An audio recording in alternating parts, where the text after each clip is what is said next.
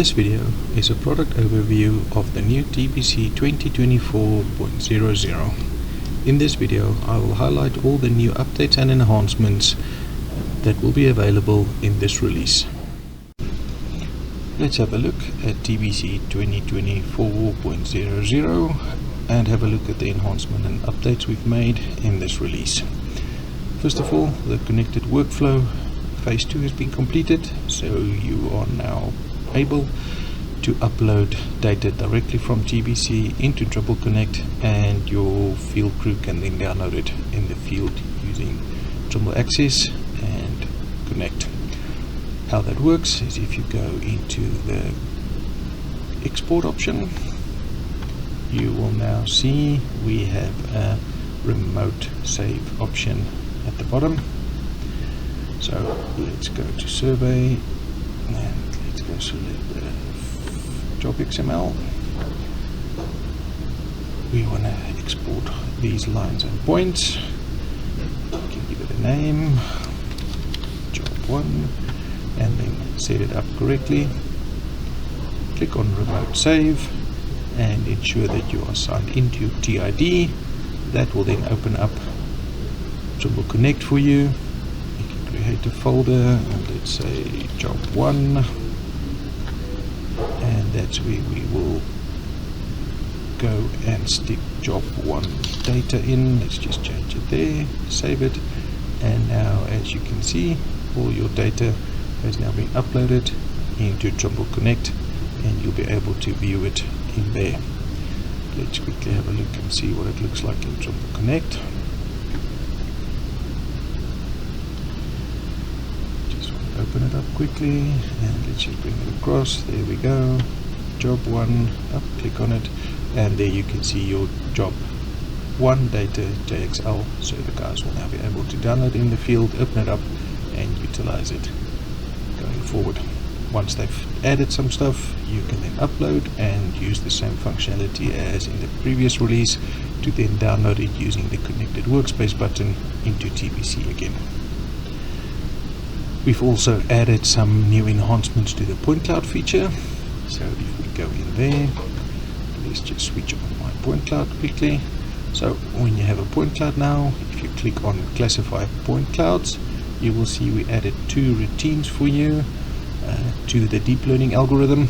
So you'll be able to use deep learning for aerial data, and these are all the different classes you will now be able to extract from it. And secondly, we've added a railway, and there you will be able to classify the ballast, sleepers and the rails itself. If you go to the advanced function, you can even select the ballast distance to ensure the extraction runs correctly, and that will use the deep learning algorithm, the same as for the terrestrial scanner data we had in the previous release. So have a look at it. So for terrestrial data, that's scanner based data that's on the ground, and your aerial data you will use for anything that was done from above. So the classification would run for those kind of data sets going forward.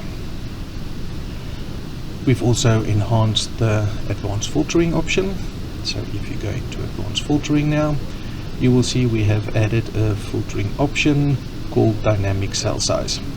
So what this does is you can now tell TBC, if you tick that on, our cell size to filter would be 0.3. If we switch on the dynamic cell size, the minimum significant elevation difference that TBC will detect, you type in what it needs to be there, let's say 0.05. so as soon as there's an elevation change that's bigger than this, your dynamic cell size would then drop down to whatever you set here. So we can make that 0.1. so that means your data integrity stays much better in the key model areas, and it allows you to keep more data in areas where there's an elevation change, and obviously filter data where it is flatter in the surface. So this is a great option for bare earth surfaces and point clouds. So if you want to do that, use that, and the dynamic cell size will then keep the integrity of the data much better going forward. As you can see with this data set that I've done here, we've also now added in the photogrammetry option in TBC. It still stays the same, but now you will be able to process oblique imagery. the steps to do that still stays the same. You import your data, and let me just switch it on. There we go. As you can see, there is our oblique imagery that we brought in. Take it to the 3D view, and you will see this is our oblique imagery. Once you've imported that, you simply click on Adjust Photo Stations, and TBC will automatically detect and know if it is a normal flight data that you have or oblique imagery.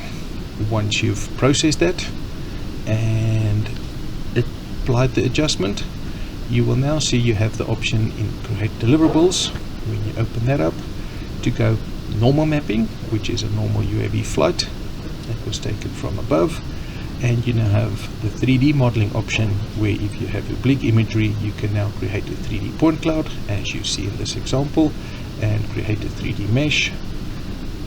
There is the advanced options that you can export it as specific data types for the 3D point cloud and the 3D mesh.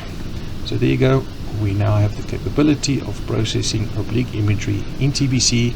Exactly the same process. Import your data, adjust the photo stations, and then create your deliverables. Nothing changes there.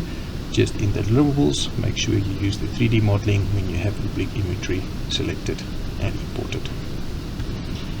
For the GIS feature service, so if you go into your feature service options, we now have added some enhancements there, simplified the data sharing between TBC, Esri and Autodesk to make it easier to share data using those platforms. The read feature selection has been made better for Esri services, SQL and ArcGIS Pro 3 providers. So you will see an enhancement there in the read feature functionality when it comes to those feature services. The read-write feature has also been enhanced. You will now be able to read and write alignments, polygons and attribution much better using this functionality. In the tunneling, we have added a new functionality as well using the deep learning algorithm. So in the classify region, you will now see you can much better classify your tunnel. You can still do the basic classification, which will just take the tunnel surface and give that to you, or you can go to the advanced classification that now uses the deep learning algorithm and technology we have, and you will then be able to classify your tunnel scans into rock, shotcrete, rebar mesh, rock bolt and ground. So that will greatly enhance the way you classify point clouds in TBC for tunneling. Another functionality that has been added is the vertical shaft and inspection tools. So you will be able now to import a vertical shaft into TBC. As you can see over there, you can create a vertical shaft and you'll be able to work with that. There's some tools relating to that, and the inspection will also now work for vertical shafts in TBC.